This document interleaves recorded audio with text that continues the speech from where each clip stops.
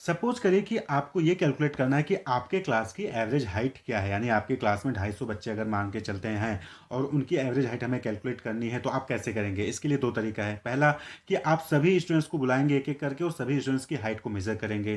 Clear? उसके बाद आप एवरेज हाइट निकालेंगे। या फिर दूसरा तरीका क्या हो सकता है कि आप 250 बच्चों की हाइट को मेजर ना करें, बल्कि उनमें से कुछ बच्चों को आपने अलग कर लिया, उनको बुला लिया, ठीक है, कुछ लंबे कुछ छोटे कुछ मीडियम हाइट के बच्चों को बुलाया, उनकी हाइट को मेजर किया, उसके बेसिस पे आपने पूरी क्लास की हाइट को एस्टिमेट कर लिया। तो दो तरीके होते हैं। जैसे चावल नहीं होता कि चावल जब पक जाता है तो आप क्या करते हो कि उसमें चार पांच दानों को निकालते हो, चार पांच दानों को चेक कर लेते हो, उसके बाद आप एस्टिमेट कर लेते हो कि हाँ चावल पक चुका है। तो उसी तरीके से यहाँ पे दो तरीका है। आप या तो सभी स्टूडेंट्स को बुलाइए, उनकी हाइट को मेजर करिए, या फिर उनमें से कुछ स्टूडेंट्स को बुला के उनकी हाइट मेजर करके आप एस्टिमेट कर लीजिए कि एवरेज हाइट जो है आपकी क्लास की 5 फीट है या फिर 6 फीट है। तो ये जो मेथड है जहां पे आप सभी स्टूडेंट्स को एक एक करके सभी की हाइट को आपने मेजर किया, उसको हम कहते हैं सेंसस। और दूसरा मेथड जहां पे आपने सभी में से 250 बच्चों में से 50 बच्चे बुलाए और 50 बच्चों की हाइट को मेजर करके उसके बेसिस पे आपने पूरे 250 बच्चों के एवरेज हाइट का एस्टिमेट कर दिया, वो कहलाता है सैंपल।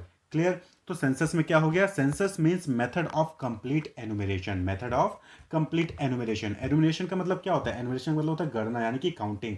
तो कंप्लीट एनुमरेशन यानी कि एक एक लोगों को आपने जो है कंप्लीटली एनुमरेट किया है, जनगणना की है, काउंटिंग की है। यानी कि 250 बच्चे थे तो हर एक बच्चे की आपने हाइट जो है मेजर की है, उसके बाद फिर आपने एवरेज हाइट निकाली है, तो वो सेंसस कहलाता है। सैंपल क्या हो जाता है? सैंपल में 250 में से 50 बच्चों को बुलाया, 50 बच्चों की हाइट को मेजर किया, उसके बेसिस पे आपने 250 बच्चों के एवरेज हाइट को एस्टिमेट किया, तो वो सैंपल कहलाता है। तो सेंसस में कंप्लीट एनुमरेशन होता है, यानी कि a survey which includes every element of the population. यानी कि एक ऐसा सर्वे, एक ऐसा रिसर्च कंडक्ट करने का टेक्निक जहां पे सभी पॉपुलेशन में जो एलिमेंट्स होते हैं, सभी एलिमेंट्स को आप जो है काउंट करते हो, यानी कि उनको इंक्लूड करते हो, उनका डेटा कलेक्ट करते हो। देखिए पॉपुलेशन का मतलब क्या हो गया? पॉपुलेशन यानी यूनिवर्स का मतलब ये हुआ कि वो चीज़ जो अंडर स्टडी है।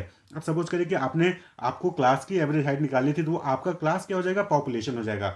ठीक है, अब उस पूरे क्लास में 250 बच्चे थे, तो 250 बच्चे क्या हो गए? पॉपुलेशन हो गए। 250 में से आपने 50 चूज किया तो 50 सैंपल हो गया, 250 पूरा पॉपुलेशन हो गया। अब 250 पे ही पूरा आपने रिसर्च कंडक्ट किया, यानी कि 250 से पूरा डेटा कलेक्ट किया, तो वो चीज़ क्या हो जाएगी? सेंसस कहलाएगी। और 250 में से 50 लोगों पे आपने डेटा कलेक्ट किया, तो वो क्या हो गया? 50 सैंपल हो गया। क्लियर? तो पॉपुलेशन का मतलब ये नहीं कि पूरे इंडिया में जितने लोग हैं सब, नहीं। पॉपुलेशन का मतलब वो लोग जो अंडर स्टडी हैं, जिनके ऊपर आप स्टडी कर रहे हो। अब सपोज करिए कि आपको ये जानना है कि आपकी सिटी में, लखनऊ सिटी हो गया, तो लखनऊ सिटी में कितने लोग स्पोर्ट्समैन हैं और स्पोर्ट्समैन में से कितने लोग क्रिकेट खेलते हैं। तो जो स्पोर्ट्समैन होंगे वही क्या होगा? आपका पॉपुलेशन होगा। तो ये पॉपुलेशन यानी कि अंडर स्टडी, कितने लोग अंडर स्टडी हैं। जैसे कि जनगणना होती है, तो जनगणना में क्या होता है? जनगणना अगर आपको अपनी कंट्री की करनी है, तो कंट्री में एक एक लोगों का डेटा आप कलेक्ट करते हो, तो वो सेंसस हो जाता है। क्लियर? तो सेंसस जो भारत में जो पॉपुलेशन जनगणना होती है, वो कौन कंडक्ट करता है? Office of the registrar general and census commissioner India, जो कि मिनिस्ट्री ऑफ होम अफेयर्स के अंदर आता है, गवर्नमेंट ऑफ इंडिया, वो सेंसस कंडक्ट करती है। तो under this method data is collected covering every unit of universe और पॉपुलेशन। यानी कि जो भी चीज़ के ऊपर आप स्टडी कर रहे हो, उससे रिलेटेड जो भी लोग होंगे, सभी को हम पॉपुलेशन में कहेंगे। और जब आप सभी से डेटा कलेक्ट करते हो तो वो सेंसस कहलाता है। जब आप कुछ लोगों से डेटा कलेक्ट करते हो उस पॉपुलेशन में से, तो वो सैंपल कहलाता है। तो सेंसस के मेरिट क्या हो गए? इसके मेरिट अगर हम देखें तो क्या है? ये रिलायबल होता है। बट ऑब्वियस बात है कि आप एक एक लोगों से यहाँ पे डेटा कलेक्ट कर रहे हो, हर यूनिट से डेटा कलेक्ट कर रहे हो, तो ये क्या होगा? जो भी रिजल्ट आएगा वो रिलायबल होगा, उस पर आप ट्रस्ट कर सकते हो। ये एक्यूरेट होगा क्योंकि सभी से आपने डेटा कलेक्ट किया। आपने एस्टिमेशन यहाँ पे नहीं लगाया कि 50 लोगों के बेसिस पे 250 को गेस कर दिया, यहाँ पे ऐसा नहीं। आपने 250 को जो है मेजर किया, 250 से डेटा कलेक्ट किया, तो वो एक्यूरेट होगा, लेस बायस्ड होगा। बट अभी जाता है यहाँ पे एक एक लोगों से आपने डेटा कलेक्ट किया, तो बायसनेस होगी नहीं। बायसनेस कब हो सकती है? 50 लोगों ने बोला हाँ हाँ हम अच्छे हैं, तो आपने 250 लोगों का भी अनुमान लगा लिया कि 250 लोग भी कह रहे हैं कि हाँ हम अच्छे हैं, तो ऐसा नहीं होता है। क्लियर? तो ये लेस बायस्ड हो गया। अब किसी ऑर्गेनाइजेशन में 250 इंप्लॉय हैं, उनमें से आपने 50 इंप्लॉय से आपने डेटा कलेक्ट किया, आपने पूछा कि ऑर्गेनाइजेशन कैसा है, तो उन 50 ने बोला अच्छा अच्छा है, तो आपने सोचा कि 250 के अकॉर्डिंग ये ऑर्गेनाइजेशन अच्छा होगा। ऐसा नहीं हो सकता है बाकी 50 ने बोला होगा कि बुरा हो, उनका मानना हो, लेकिन आपने उनसे डेटा कलेक्ट नहीं किया। आपने जो है अच्छे अच्छे लोगों से डेटा कलेक्ट करके आपने ओवरऑल जनरलाइज कर दिया। तो सैंपल में ये चीज़ हो सकती है, लेकिन सेंसस में बायसनेस खत्म हो जाती है। Study of diverse characteristics. But obviously बात है कि पॉपुलेशन में अलग अलग कैरेक्टरिस्टिक्स के लोग होते हैं, तो जब आप सेंसस करते हो यानी कि कंप्लीट एनुमरेशन करते हो, हर एक बंदे से डेटा कलेक्ट करते हो, तो वहाँ पे क्या होता है कि आप डाइवर्स कैरेक्टरिस्टिक्स को भी यहाँ पे स्टडी कर लेते हो। क्लियर। तो ये हो गया मेरिट। वहीं पे लेकिन बात करें डिमेरिट्स की, तो डिमेरिट्स में एक चीज़ तो ये होगी कि कॉस्टली पड़ता है, यानी कि चाहे वो टाइम कॉस्ट की बात करो, चाहे मनी कॉस्ट की बात करो, चाहे एफर्ट की बात करो, ये कॉस्टली होता है। आपको यहाँ पे टाइम, भाई एक एक लोगों से डेटा कलेक्ट करोगे तो आपको टाइम भी चाहिए होगा, उसके अकॉर्डिंग आपको पैसे भी चाहिए होंगे, उसके अकॉर्डिंग आपको एफर्ट भी लगाना पड़ेगा। एफर्ट के लिए बात करें तो यहाँ पे लार्ज मैन पावर, यहाँ पे करोड़ों लोगों से आपको जो है, आप जनगणना होती है तो वहाँ पे करोड़ों लोगों की जो है आपको काउंटिंग करनी पड़ती है, डेटा कलेक्ट करना पड़ता है, वहाँ पे उतना आपको मैन पावर, उतनी ह्यूमन रिसोर्स भी रिक्वायरमेंट होती है, और not suitable for large population. अगर आप रिसर्च कर रहे हो, किसी ऑर्गेनाइजेशन से हैं, आप रिसर्च कर रहे हो, बीइंग अ स्टूडेंट या पीएचडी स्कॉलर हैं, तो फिर ये जो है लार्ज पॉपुलेशन के लिए सेंसस सही नहीं होता है। जनगणना होती है वो गवर्नमेंट करवाती है, तो उनके पास उतना रिसोर्स होते हैं, मैन पावर होता है, तो वो करवा लेते हैं। लेकिन अगर आप रिसर्च कर रहे हो ना, तो लार्ज पॉपुलेशन के केस में सेंसस जो है वो पॉसिबल नहीं हो पाता, वहाँ पे आपको सैंपल टेक्निक ही यूज़ करना पड़ता है। सैंपल, सैंपल मीन्स नमूना। आप जो है कभी मिठाई शॉप पे जाते हैं और मिठाई खरीदना चाहते हैं, तो वहाँ पे आप क्या करते हैं कि थोड़ा सा पहले टेस्ट करके देखते हैं कि मिठाई का टेस्ट कैसा है, स्वीट का टेस्ट कैसा है। तो जो आपने वो टेस्ट किया और टेस्ट करने के बाद आपको अच्छा लगा, उसके बाद आप पूरी जो है 1 किलो 2 किलो मिठाई परचेज कर लेते हैं। दैट इज़ जो आपने टेस्ट किया उसको हम सैंपल कहते हैं। इसी तरीके से जब आप घर में रसोई में खाना बना रहे होते हैं, आपको चेक करना है कि चावल पका या नहीं पका, या फिर सब्जी पकी या नहीं पकी, तो आप क्या करते हैं उसमें से थोड़ा सा निकाल के उसको टेस्ट करते हैं कि नमक सही है या फिर मसाला सही है, फिर पक गया कि नहीं पक गया। तो वो जो आपने थोड़ा सा निकाल के टेस्ट किया ना, उसी को सैंपल कहते हैं। इसी तरीके से रिसर्च में क्या होता है कि रिसर्च में आपको डेटा कलेक्ट करना होता है। अब जो है पॉपुलेशन इतनी ज़्यादा जनसंख्या है, करोड़ लोग हैं, तो आप सभी से डेटा कलेक्ट नहीं कर सकते हैं। तो आप क्या करते हैं, उन सभी पॉपुलेशन में से कुछ लोगों को चूज करते हैं और उनसे डेटा कलेक्ट करते हैं, और वो जो कुछ लोग होते हैं वो पूरे पॉपुलेशन को रिप्रेजेंट करते हैं। तो वो जो जिन लोगों से आपने डेटा कलेक्ट किया, पूरे पॉपुलेशन में से कुछ लोगों से आपने डेटा कलेक्ट किया, तो उन लोगों को हम क्या कहते हैं, सैंपल कहते हैं। ठीक।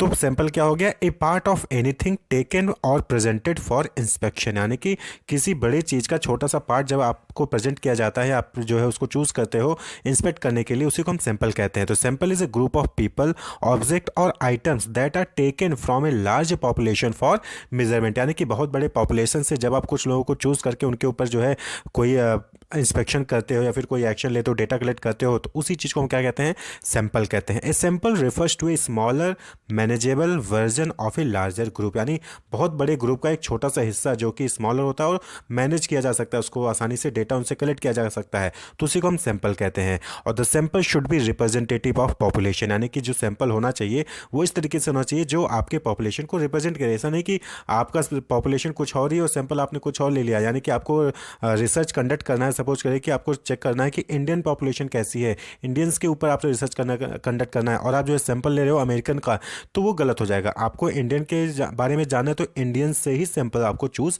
करना पड़ेगा। तो sample should be representative of the population. तो सैंपल क्या हो गया, लार्ज पॉपुलेशन का छोटा सा हिस्सा जिसके ऊपर आप जो है रिसर्च कंडक्ट करते हो या फिर डेटा कलेक्ट करते हो या फिर उनके बारे में इंस्पेक्शन करते हो। क्लियर। इसी तरीके से बिजनेस में देखते हो, तो आप जब भी कोई प्रोडक्ट परचेज करने जाते हो, तो अगर किसी चीज़ की क्वालिटी या कलर को चेक करना है, तो आप क्या करते हो, पहले आप उससे सैंपल मांगते हो, और सैंपल जो है नॉर्मली फ्री होता है, फ्री में आपको दिया जाता है कि आप चेक करिए, आपको अच्छा लगा तो आप परचेज करिए, नहीं तो मत करिए। तो दैट इज कॉल्ड सैंपल। तो आप यहाँ फिगर से देख सकते हैं। तो पॉपुलेशन है, सपोज करिए पॉपुलेशन है, यहाँ पे बहुत सारे लोग हैं, अलग अलग टाइप के लोग हैं, ये सब लोग क्या है, पॉपुलेशन है। पॉपुलेशन में से जब आप कुछ लोगों को सिलेक्ट कर लेते हो, तो वही जो आपने कुछ लोगों को सिलेक्ट किया उन्हीं को हम क्या कहते हैं, सैंपल कहते हैं। क्लियर। आप मोबाइल शॉप पे भी जाते हो तो आपको मोबाइल जो है, आप बोलते हो कि आप मोबाइल दिखाइए, तो आपको ओरिजिनल मोबाइल नहीं दिखाता है, आपको पहले वो डमी मोबाइल शो करता है। क्लियर। तो वो भी एक तरीके का क्या हो गया, सैंपल हो गया। बहुत सारे कॉफ़ी नए नए फ्लेवर्स आते हैं, तो आपको पहले टेस्ट कराते हैं कि सर ये नया प्रोडक्ट लॉन्च हुआ है, आप इसका सैंपल टेस्ट करिए। आप टेस्ट करते हो, अच्छा लगता है, तो फिर आप जो है प्रोडक्ट को एक्चुअली में परचेज करते हैं। तो that is called sample. Clear. तो नेक्स्ट अब टॉपिक है सैम्पलिंग फ्रेम। सैम्पलिंग फ्रेम क्या होता है, देखिए सैम्पलिंग फ्रेम मतलब कि लिस्ट ऑफ पॉपुलेशन, जो है पॉपुलेशन में से कुछ लोगों की लिस्ट आप जो है तैयार करते हो, जिसमें से आप सैंपल चूज करते हो, उसी को हम क्या कहते हैं, सैम्पलिंग फ्रेम कहते हैं। यानी ये सैम्पलिंग फ्रेम क्या हो गया, सोर्स मटेरियल हो गया, सोर्स मटेरियल और device from which sample is drawn. अब पूरे पॉपुलेशन में से सभी लोग जो है सैंपल में हो जाएंगे, ऐसा नहीं होता है। पॉपुलेशन में से आप कुछ लोगों को जो है सैम्पलिंग फ्रेम में लाते हैं, और सैम्पलिंग फ्रेम में से फिर कुछ लोगों को जो है आप सैंपल में लेके आते हैं। तो सैम्पलिंग फ्रेम क्या हो गया है, it is a list of all those with in a population who can can be sampled, यानी पॉपुलेशन में से वो लोग जिनको आप सैंपल में चूज कर सकते हो उन्हीं को हम क्या कहते हैं, सैम्पलिंग फ्रेम, उसी को क्या कहते हैं, सैम्पलिंग फ्रेम कहते हैं। And may include individual, house hold और इंस्टीट्यूशन। अब सपोज करिए आपको जो है प्रोफेशनल वर्कर्स के बारे में, पूरे वर्ल्ड में प्रोफेशनल वर्कर्स की कैरेक्टरिस्टिक्स के बारे में आपको जानना है। तो अब आप पूरे वर्ल्ड से डेटा तो कलेक्ट नहीं कर सकते हो, तो आप क्या करोगे, आप अपने लोकल एरिया में कहीं पे आसपास कुछ 4-5 कंपनीज को चूज करोगे, ठीक है। अब उन 4-5 कंपनीज में सभी इंप्लॉय से डेटा नहीं कलेक्ट सकते, तो वो क्या हो गया, वो सैम्पलिंग फ्रेम हो जाएगा। पूरे पॉपुलेशन के बारे में आपको जानना है, पूरे पॉपुलेशन के बारे में, उसमें से आपने कुछ इंस्टीट्यूशन चूज कर लिया, अब उनमें से कुछ इंप्लॉयज को आप चूज करेंगे, तो दैट इज कॉल्ड सैंपल। तो सैंपल किन लोगों से चूज करना है, उसी को हम सैंपलिंग फ्रेम कहते हैं, ठीक। List of all those with in a population who can be sampled. अब सपोज करिए कि आपको ये जानना है कि लखनऊ में मैनेजमेंट स्टूडेंट्स के बारे में क्या ख्याल है, यानी मैनेजमेंट स्टूडेंट्स का क्या स्कोप है, तो आपको बीबीए स्टूडेंट्स पे डेटा कलेक्ट करना है। तो आप क्या करोगे, student list of BBA students in Lucknow, यानी कि लखनऊ में, पूरे लखनऊ में कितने बीबीए के स्टूडेंट्स हैं वो पूरी लिस्ट आप तैयार कर लोगे। उसके बाद अब आप उसमें से कुछ लोगों को चूज करोगे। पूरे लखनऊ में जितने बीबीए कोर्स कर रहे हैं सभी से डेटा कलेक्ट करना पॉसिबल नहीं होगा, तो आप उसमें से कुछ लोगों को चूज करते हो। तो जो पूरे लिस्ट होगी लखनऊ की बीबीए स्टूडेंट्स की, वो सैम्पलिंग फ्रेम हो जाएगा। उनमें से जिनको आप चूज करोगे वो आपके सैंपल कहलाएंगे। इसी तरीके से आपको पूरे यूपी में हाई स्कूल्स स्टूडेंट्स के बारे में कोई रिसर्च कंडक्ट करना है, तो list of high schools in Uttar Pradesh, वो क्या हो जाएगा, सैंपलिंग फ्रेम हो जाएगा। और उसमें से जिन लोगों से आप डेटा कलेक्ट करोगे वो आपके सैंपल कहलाएंगे। क्लियर। तो ये सैंपलिंग फ्रेम होता है। तो सपोज करिए आपको एक जनरलाइजेशन बनानी है कि प्रोफेशनल वर्कर्स के बारे में अराउंड द वर्ल्ड, तो आप पूरे वर्ल्ड में जितने भी प्रोफेशनल वर्कर्स हैं आप सभी से डेटा कलेक्ट नहीं कर सकते हैं। तो ये जो प्रोफेशनल वर्कर्स है अराउंड द वर्ल्ड, ये क्या हो गया, आपका पॉपुलेशन हो गया। अब आप इसमें से एक लिस्ट तैयार करेंगे जिनसे आप डेटा कलेक्ट कर सकते हैं, यानी कि जिनसे आप अपना सैंपल बना सकते हैं। तो आप क्या करोगे, a list from where you can draw a sample. आप एक लिस्ट तैयार करोगे, यानी कि आप इंडिया में रहते हो तो इंडिया की कुछ कंपनीज आपसे चूज कर लोगे जहां से आप जो है सैंपल अपना चूज कर सकते हो। तो सैंपलिंग फ्रेम क्या हो जाएगा, इंडिया की वो कंपनीज जहां पे प्रोफेशनल वर्कर्स आपको मिल जाएंगे। फिर उसके बाद उन इंडियन कंपनीज से कुछ लोगों को आप जो है अपने सैंपल में चूज करोगे, यानी कि 4-5 कंपनीज आपने चूज की, तो 4-5 कंपनीज में से कुछ कुछ इंप्लॉयज को आप सैंपल एज ए सैंपल अपने रिसर्च के लिए चूज कर लोगे, तो वो क्या हो जाएगा, वो सैंपल कहलाएगा। तो पॉपुलेशन, सैंपलिंग फ्रेम और सैंपल। इसी के साथ कुछ और टर्म्स आते हैं जैसे सैंपलिंग यूनिट। सैंपलिंग यूनिट क्या होता है और सैंपलिंग साइज क्या होता है। तो सैंपलिंग यूनिट यानी कि every individual in your sample, यानी कि सैंपल में जितने लोग हैं वही आपका सैंपलिंग यूनिट को लगेगा। हु शुड वी सर्वे, कि जिनके ऊपर आप सर्वे कर रहे हो या फिर जिनसे डेटा कलेक्ट कर रहे हो, सैंपलिंग यूनिट कहलाएगा। वहीं पे सैंपलिंग साइज क्या हो गया, how many people should we survey, यानी कि आप 100 लोगों से डेटा कलेक्ट कर रहे हो, 1000 लोगों से डेटा कलेक्ट कर रहे हो या 2000 लोगों से डेटा कलेक्ट कर रहे हो, वो सैंपलिंग साइज कहलाता है। कितने लोगों से डेटा कलेक्ट कर रहे हो, सैंपलिंग साइज। और जितने लोग हैं यानी 2000 लोग हैं तो अलग अलग इंडिविजुअल आपका सैंपलिंग यूनिट होगा, एक एक लोग सैंपलिंग यूनिट कहलाएंगे। क्लियर। अब अगला टर्म है आपका सैंपलिंग। सैंपलिंग क्या होता है, देखिए सैंपलिंग का मतलब क्या होता है कि पॉपुलेशन में से सैंपल को चूज करना, पॉपुलेशन में से सैंपल को सेलेक्ट करना, निकालना ही क्या कहलाता है, सैंपलिंग। द एक्ट या प्रोसेस या technique of selecting a suitable sample from large population, यानी बहुत बड़े पॉपुलेशन में से एक सुटेबल सैंपल को चूज करना, उसको उसकी जो टेक्निक या प्रोसेस होती है उसी को हम क्या कहते हैं, सैंपलिंग। सैंपल, सैंपलिंग, सैंपल को चूज करना, पॉपुलेशन में सैंपल को चूज करना ही सैंपलिंग कहलाएगा। तो जैसे आप हमने फिगर में समझाया था कि पॉपुलेशन में से आप सैंपल को चूज करते हो तो यही सैंपलिंग होता है। तो कुछ टेक्निक्स होते हैं सैंपल को चूज करने का पॉपुलेशन में से, उनमें से एक होता है प्रोबेबिलिटी सैंपलिंग, दूसरा होता है non probability sampling. Sampling procedure यानी कि मेथड ऑफ सैंपलिंग, यानी कि कैसे पॉपुलेशन में से आप जो है सैंपलिंग फ्रेम बनाते हो, सैंपलिंग फ्रेम में से सैंपल्स को चूज करते हैं। How should be choose the respondents, यानी रिस्पॉन्डेंट्स यानी कि आपके सैंपल्स जिनसे आपको डेटा कलेक्ट करना होता है रिसर्च के लिए। तो इसके दो टेक्निक होते हैं, एक प्रोबेबिलिटी सैंपलिंग टेक्निक होता है जिसका मतलब होता है कि सभी लोगों के इक्वल चांस होते हैं कि वो सैंपल में सेलेक्ट हो जाए, यानी कि एक हमारे नजदीक खड़ा है और एक हमारे दूर खड़ा है तो दोनों के इक्वल चांस हैं, ये भी सिलेक्ट हो सकता है वो भी सिलेक्ट हो सकता है। वहीं पे नॉन प्रोबेबिलिटी सैंपलिंग टेक्निक में क्या होता है कि सबके इक्वल चांस नहीं होते हैं, जो हमारे पास नजदीक होगा अपनी कन्वीनियंस सुविधा के हिसाब से हम नजदीक वाले से डेटा कलेक्ट कर लेंगे, या फिर हो सकता है कि हमको इससे मतलब नहीं हम उससे सिलेक्ट करेंगे। तो यानी कि यहाँ पे इक्वल चांस सभी के नहीं होते, कहीं ना कुछ डिफरेंसेस, चाहे वो नजदीक के होने की वजह से, चाहे वो नॉलेजेबल होने की वजह से, कोई और रीजन से जो है इक्वल चांस नहीं होता है। तो जिसमें इक्वल चांस होते सभी पॉपुलेशन में सभी एलिमेंट के सैंपल में चूज होने के वो प्रोबेबिलिटी, जिसमें सबके इक्वल चांस नहीं होते वो नॉन प्रोबेबिलिटी सैंपलिंग टेक्निक होता है। अब हम एक एक करके सभी के टाइप देखेंगे। तो सबसे पहले हम चलेंगे प्रोबेबिलिटी सैंपलिंग टेक्निक पे। तो प्रोबेबिलिटी सैंपलिंग टेक्निक में सबसे पहला टाइप है सिंपल रैंडम सैंपलिंग, जिसमें कि every member of population has equal chance of selection. जैसा कि आप जानते हैं लॉटरी सिस्टम, तो लॉटरी में क्या होता है कि सभी लोगों के टिकट को काट कर एक जो है बकेट में या फिर बाउल में जो है डाल दिया जाता है, फिर उसको मिक्स किया जाता है, फिर ऐसे ही रैंडमली किसी का निकाल जाता है। तो उसमें क्या होता है कि सबके इक्वल चांस है, किसी का भी टोकन आ सकता है, किसी का भी चिट ऊपर आ सकता है। तो sampling frame should include the whole population. Sampling frame में सभी पॉपुलेशन होते हैं। यहाँ पे जो है ये नहीं कि आपने कुछ लोगों को सेलेक्ट किया, सभी पूरे पॉपुलेशन को डाल दिया जाता है उसमें, फिर इंक्लूड कर लिया जाता है, फिर उसमें से रैंडमली किसी को भी सेलेक्ट कर लिया जाता है। आप सपोज करिए आपको 50 का सैंपल चाहिए था, तो आप 50 जो है रैंडमली 50 लोगों को उसमें से चूज कर लेंगे। ठीक, तो लॉटरी मेथड उसका एक एग्जाम्पल होता है। तो ये प्रोबेबिलिटी सैम्पलिंग टेक्निक है भाई। बकेट में जितने भी लिस्ट है सबके इक्वल चांस है, कोई भी आ सकता है। क्लियर। नेक्स्ट आपका है प्रोबेबिलिटी सैम्पलिंग टेक्निक का, दैट इज स्ट्रेटिफाइड सैंपल या फिर stratified random sampling. The population is divided into mutually exclusive groups such as groups and random samples are drawn from each group. तो यहाँ पे stratified, देखिए stratified मतलब strata, strata मतलब होता है ग्रुप। क्या होता है स्ट्रेटा मतलब ग्रुप। तो जो पॉपुलेशन है उसको हम सब ग्रुप्स में डिवाइड कर देते हैं, चाहे जेंडर के बेस पे, एज के बेस पे, इनकम के बेस पे, जॉब रोल के बेस पे। तो हमने उनको जो है अलग अलग ग्रुप में डिवाइड कर दिया। अब हम क्या करेंगे, सब में से, सारे ग्रुप में से रैंडमली जितने सैंपल हमें चाहिए थे उतना हम रैंडमली ड्रॉ कर लेंगे। अब सपोज करिए एक जेंडर का बना दिया, एक एज का बना दिया, एक इनकम का बना दिया हमने ग्रुप। अब जो है हमें 50 लोग चाहिए थे, तो जो है ये 100 लोग चाहिए थे, तो हमने 25 जेंडर से ले लिए, 25 एज वाले ग्रुप से ले लिए, 25 इनकम से ले लिए, 25 किसी दूसरे ग्रुप से ले लिए। तो इस तरीके से जो है आप क्या करते हो, यहाँ पे स्ट्रेटा बनाते हो। तो ग्रुप बना के सब में से रैंडमली आप सेलेक्ट कर लेते हो। तो that is stratified random sampling. Stratified random sampling. देखिए म्यूचुअली एक्सक्लूसिव का मतलब क्या होता है। म्यूचुअली एक्सक्लूसिव का मतलब होता है कि elements belong to one state, यानी कि अगर मैं इस ग्रुप में हूँ तो मैं दूसरे ग्रुप में नहीं हूँगा। ठीक है, म्यूचुअली एक्सक्लूसिव। एक बंदा जो अगर किसी एक ग्रुप में है तो वो फिर दूसरे ग्रुप में इंक्लूड नहीं किया जा सकता। तो म्यूचुअली एक्सक्लूसिव ग्रुप होना चाहिए स्ट्रेटिफाइड रैंडम सैम्पलिंग। यहाँ पे भी कहीं पे आता है कि प्रोपोर्शन और प्रोपोर्शनेट और डिसप्रोपोर्शनेट। प्रोपोर्शनेट यानी कि सभी में से इक्वल इक्वल प्रोपोर्शन लिया जाएगा। डिसप्रोपोर्शनेट मतलब कि किसी में से 20%, तो किसी ग्रुप में से 30%, किसी ग्रुप में से 40% हम सैंपल ले लेते हैं। तो स्ट्रेटिफाइड रैंडम सैम्पलिंग, सिंपल सा ग्रुप बनाएंगे। ग्रुप बनाने के बाद वो ग्रुप कैसा होना चाहिए, म्यूचुअली एक्सक्लूसिव होना चाहिए, और हर ग्रुप में से रैंडमली हम जितना हमें सैंपल लेना है उतना हम ले लेंगे। नेक्स्ट आपका प्रोबेबिलिटी सैम्पलिंग टेक्निक आता है सिस्टमैटिक सैम्पलिंग। तो देखिए सिस्टमैटिक सैम्पलिंग में क्या होता है कि एक सिस्टम को फॉलो किया जाता है, यानी कि इसमें क्या होता है कि जो पहला सैंपल होता है, 50 चाहिए आपको सपोज करिए, तो पहला जो होगा वो रैंडमली आप ड्रॉ कर लेंगे। उसके बाद एक सिस्टम फॉलो करेंगे, यानी कि हर 10वां, मतलब कि पहला लिया, पहले के बाद 10वां लेंगे, 10वें के बाद फिर 20वां लेंगे, 20वें के बाद 30वां लेंगे। इस तरीके से एक सिस्टम फॉलो होगा। क्लियर। तो यहाँ पे पहला जो होता है वो खाली रैंडम होता है। तो यहाँ पे क्या होता है कि पहले हम जो पॉपुलेशन होता है उसको हम अरेंज कर लेते हैं किसमें, असेंडिंग या डिसेंडिंग ऑर्डर में, चाहे घटते हुए क्रम में करें चाहे बढ़ते हुए क्रम में करें। उसके बाद आप जो है पहला जो है वो सैंपल रैंडम सैंपल ले लेंगे। उसके बाद जो एक सैंपलिंग इंटरवल निकाला जाता है, जो सिस्टम फॉलो होता है वो सैंपलिंग इंटरवल होता है। तो यहाँ पे क्या होता है कि जो पॉपुलेशन की साइज होती है हम उसको डिवाइड करते हैं साइज ऑफ सैंपल, यानी कि सपोज करिए पॉपुलेशन 1000 है और हमको उसमें से 100 सैंपल चाहिए, तो उस 1000 को हम 100 से डिवाइड कर देंगे, तो हमारा क्या आ जाएगा, 10 आ जाएगा। तो उसके बेसिस पर हर 10वां एलिमेंट हम लेते चले जाएंगे। तो यही होता है सिस्टमैटिक जो है सैम्पलिंग टेक्निक।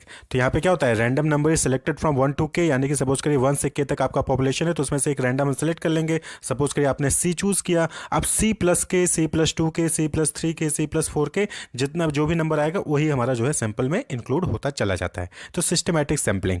नेक्स्ट है probability sampling technique, that is cluster यानी कि एरिया सैम्पलिंग। तो यहाँ पे क्या होता है कि क्लस्टर में फॉर्म कर देते हैं, जैसे लखनऊ, बनारस, इलाहाबाद, या फिर आपका जो है बलिया, मऊ, ये सब अलग अलग क्लस्टर हो गए, एरिया हो गए। फिर सभी लोगों से हम सभी जगह से हम जो है रैंडमली सैंपल को ड्रॉ कर लेते हैं। तो ये थी क्लस्टर यानी कि एरिया के बेसिस पे सैम्पलिंग। एक तरीके का स्ट्रेटिफाइड जो होता है उसी तरीके से क्लस्टर होता है। स्ट्रेटिफाइड में आपने जो है एरिया वाइज नहीं बल्कि जेंडर, इनकम, एज, इन सब के ग्रुप पे बेसिस पर डिवाइड किया।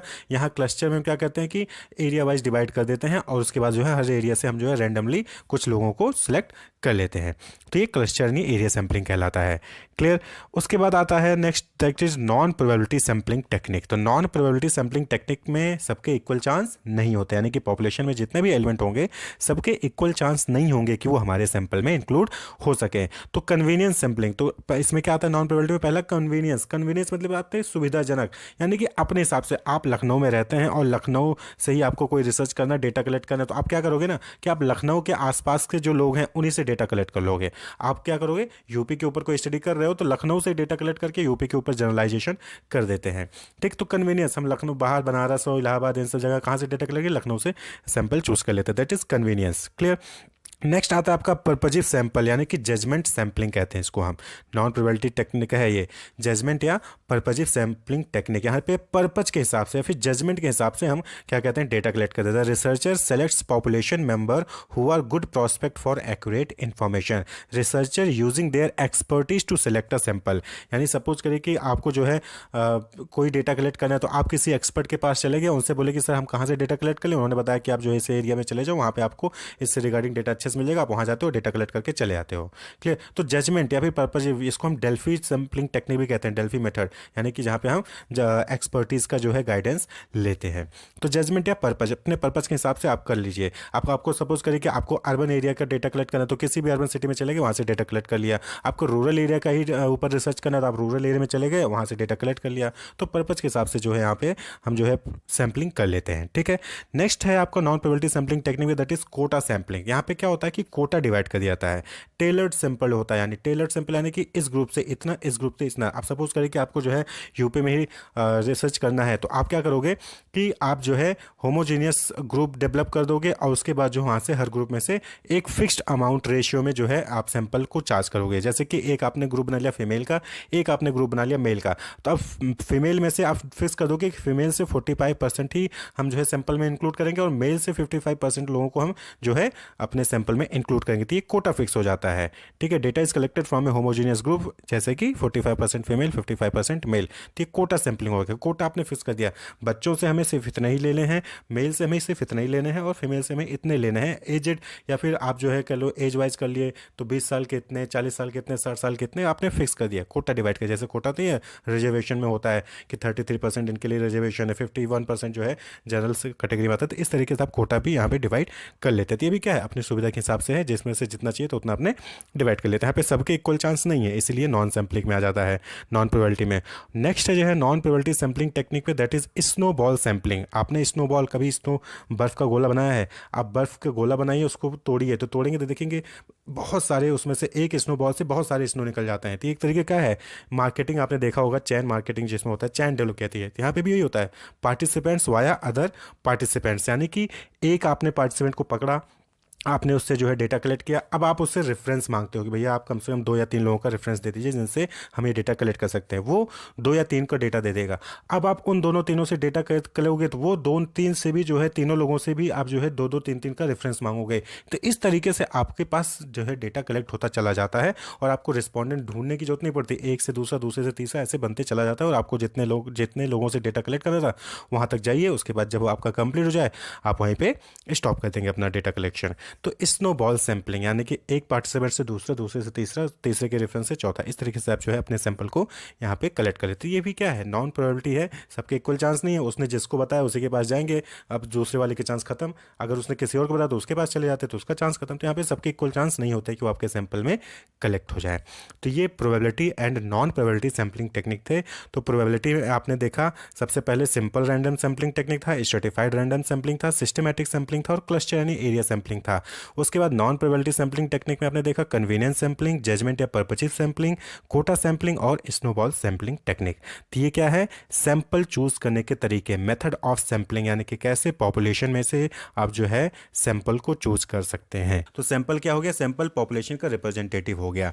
तो जब भी हम सैंपल चूज करते हैं, तो हमें उस वक्त जो है 2 प्रिंसिपल का ध्यान रखना चाहिए, 2 प्रिंसिपल्स को फॉलो करना चाहिए सैंपल को चूज करते वक्त, जिससे कि हम सैंपल के बेसिस पे पॉपुलेशन की कैरेक्टरिस्टिक्स को अच्छे से जो है इन्फ्लुएंस कर सकें, उसके बारे में हम जो है गेस कर सकें कि क्या हो सकता है, एस्टिमेट लगा सकें। तो वो प्रिंसिपल कौन कौन से हैं, सबसे पहला है प्रिंसिपल ऑफ स्टैटिस्टिकल रेगुलरिटी, और दूसरा है principle of inertia of large number. तो दोनों को एक एक करके देखते हैं। तो सबसे पहले है प्रिंसिपल ऑफ स्टैटिस्टिकल रेगुलरिटी। तो according to King, the law of statistical regularity lays down that a moderately large number of item chosen at random from a large group are almost sure on the average to possess the characteristics of the large group. तो principle of statistical regularity क्या कहता है, ये कहता है कि अगर आप किसी पॉपुलेशन, लार्ज ग्रुप में से, किसी पॉपुलेशन में से जो है रैंडमली और large number of item choose करते हो एज अ सैंपल, तो फिर जो सैंपल की कैरेक्टरिस्टिक्स होंगी वो लार्ज ग्रुप ऑफ जो पॉपुलेशन होगी उसकी कैरेक्टरिस्टिक्स से सेम होंगी, यानी कि जो कैरेक्टरिस्टिक्स लार्ज ग्रुप की होगी वही कैरेक्टरिस्टिक्स सैंपल की भी होगी। कब? अगर रैंडमली आप जो है large number of item choose करते हो तो यही प्रिंसिपल ऑफ स्टैटिस्टिकल रेगुलरिटी कहती है। यानी कि यहाँ पे क्या होगा, अगर ये प्रिंसिपल आप फॉलो करते हैं तो यहाँ पे क्या होगा कि 10,000 पीपल थे, उनकी एवरेज इनकम निकालनी है। आप सपोज करके एक रिसर्चर ने 100 लोगों को चूज किया और उनके एवरेज इनकम के बेसिस पे जो है एस्टिमेट कर दिया पॉपुलेशन की एवरेज इनकम। वहीं पे दूसरे कैंडिडेट ने जो है रिसर्च किया, उसने भी 100 लोगों को, दूसरे 100 लोगों को जो है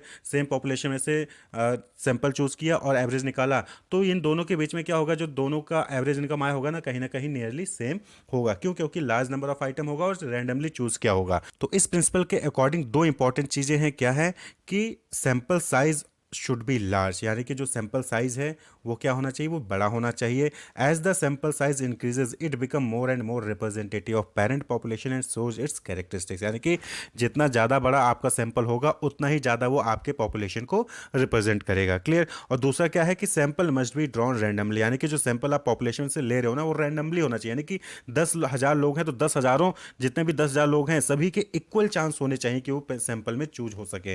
ये नहीं कि आपके जो नज़दीक नज़दीक से सिर्फ आपने उन्हीं को सैंपल में ले लिया, नहीं, जो 10,000 पीपल्स थे सभी के इक्वल चांस थे और आपने रैंडमली जो है उसमें से जो है चूज कर लिया। जैसे कि लॉटरी सिस्टम होता है कि सभी के नाम लेके पर्ची बना के एक बॉल में डाल दिया, बॉल को अच्छे से मिक्स कर दिया, उसमें से फिर रैंडमली आप निकाल रहे हो, तो दैट इज रैंडमली। क्लियर? तो प्रिंसिपल ऑफ स्टैटिस्टिकल रेगुलरिटी क्या कहता है कि सैंपल बड़ा होना चाहिए और रैंडमली चूजन होना चाहिए, तो आपका जो है सैंपल जो है इफेक्टिव रिप्रेजेंटेटिव होगा किसका? पॉपुलेशन का। Clear? Equal probability of being selected in the sample. वहीं पे जो दूसरा प्रिंसिपल है, principle of inertia of large number, this principle states that other things being equal larger the size of sample more accurate the results are likely to B.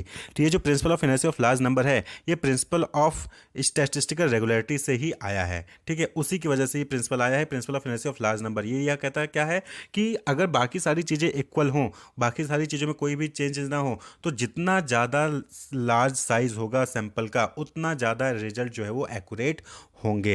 As the sample size यानी कि number of observation in a sample get large enough the statistical influences is likely to be more accurate and stable, यानी कि जितना ज़्यादा sample size होगा आपके statistical influences यानी कि जो रिजल्ट होंगे वो उतने ज़्यादा ही एक्यूरेट होंगे और स्टेबल होंगे।